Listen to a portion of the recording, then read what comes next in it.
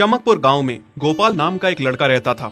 उसकी सौतेली माँ और बाप ने उसे घर से निकाल दिया था। उसकी सौतेली माँ ने सब कुछ अपने और अपने बच्चों के नाम पे कर रखा था और गोपाल को हिस्से के नाम पे 3 गायें दे रखी थी। गोपाल पढ़ा लिखा तो बहुत था, पर नौकरी ना मिलने के कारण उसने सोच लिया था कि वो अब उन तीनों गायें की खूब देख रेख करके उनसे जो दूध मिलेगा उसे बेच के अपना कारोबार चलाएगा। अब मैं बिल्कुल अकेला हो गया हूँ। गौ माता, तुम तीनों के अलावा मेरा अब कोई भी नहीं है। बस मेरा घर चलाने के लिए तुम तीनों को मेरी मदद करनी होगी।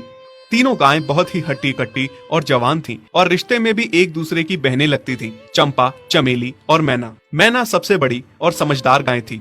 चंपा गर्भवती थी और चमेली को अभी अभी बच्चा हुआ था। वो दूध दे रही थी, जिसके दूध को बेच के गोपाल का थोड़ा बहुत घर चल रहा था। पर गोपाल को अब चंपा और मैना पे पूरा भरोसा था कि जब उनका बच्चा हो जाएगा तो वो खूब दूध देने लगेंगी और जिससे उसका कारोबार अच्छे से सेट हो जाएगा।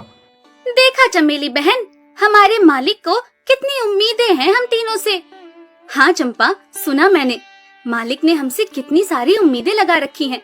और उम्मीद रखे भी क्यों ना, कितना समय खर्च करते हैं मालिक हम पे और कितनी सेवा करते हैं हमारी, कितना खिलाते पिलाते हैं हमें। और फिर हम मालिक की उम्मीदों पे खरा ना उतरेंगी तो धिक्कार है हमारी जिंदगी पर। सही कह रही हो बहन तुम।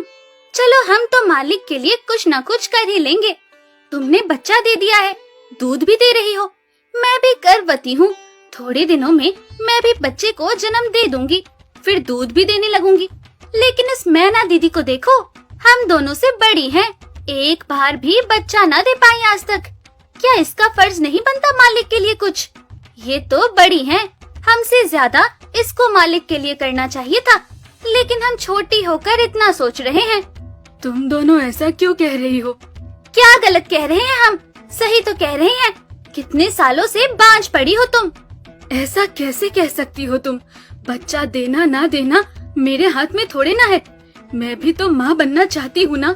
मैं भी चाहती हूँ कि दूध दूँ और मालिक को मेरे दूध से कुछ फायदा हो। अरे तुम क्या बच्चा दोगी जो इतने सालों से नहीं दे पाई?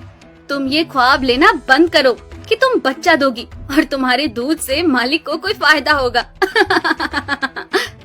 दोनों छोटी बहनें बड़ी बहन मैना की बेबसी का मजाक उड़ाती हैं और उस पे हंसती हैं। इस बात से मैना बहुत दुखी होती है और रोती है कि उसी की बहनें उसको दिलासा देने की बजाय उसे ताने मार रही हैं, उसका मजाक उड़ा रही हैं। फिर एक दिन गोपाल का पड़ोसी उससे कहता है, अरे गोपाल, तुम्हारी 2 गायें तो ठीक है, एक गाय का क्या है? उससे तुम्हें कोई फायदा नहीं है, बेच क्यों नहीं देते उसे? अरे नहीं नहीं भाई साहब, बेचना क्यों उसे? अभी बच्चा नहीं दे रही तो क्या पता कल वो बच्चा दे दे। कोई भी काम जल्दबाजी में नहीं करना चाहिए। अरे नहीं गोपाल, मेरे कहने का ये मतलब था कि तुम्हें अपना कारोबार जल्द खड़ा करने की जरूरत है, क्योंकि तुम्हारे घर वालों ने तुम्हारे साथ जो कुछ भी किया वो बहुत गलत था। अब तुम्हें जो भी करना है अकेले ही करना है। आगे शादी भी तो करनी है तुम्हें, उसके लिए भी खूब पैसा कमाना पड़ेगा। जब तुम्हारी सारी गायें दूध देंगी तभी तो कारोबार अच्छा चलेगा ना। हाँ, बात तो तुम सही कह रहे हो भाई। मेरी मानो तो तुम अपनी गायों को क्रॉस करवा के देख लो, शायद उससे बच्चा हो जाए। हाँ, ये सुझाव तुमने सही दिया, मैं कल ही ऐसा कर लेता हूँ। सुना तुमने मैना बहन मालिक की बातों को?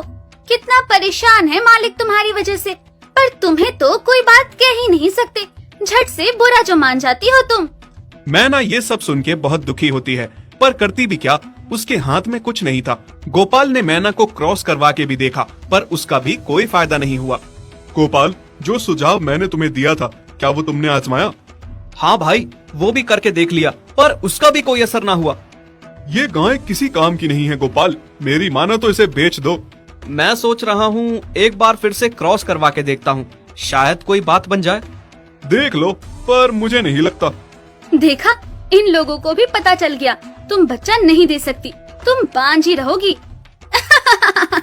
सही कह रही हो तुम दीदी, इतने जतन करने के बाद भी बच्चा नहीं हो रहा तो अब क्या होगा? गोपाल मैना को एक बार फिर से क्रॉस करवा लेता है। दोनों बहनें चंपा और चमेली मैना के बांझपन का मजाक उड़ाती हैं और उस पे खूब हंसती हैं। फिर एक दिन मैना चमेली के बच्चे के साथ खेल रही थी कि तभी चंपा देख लेती है। हाँ देख तो चमेली दीदी, ये मैना दीदी तेरे बच्चे के साथ क्या कर रही है? मुझे समझ में नहीं आ रहा, तू इस बांझ के साथ अपने बच्चे को कैसे छोड़ सकती है? जब मेरा बच्चा आ जाएगा मैं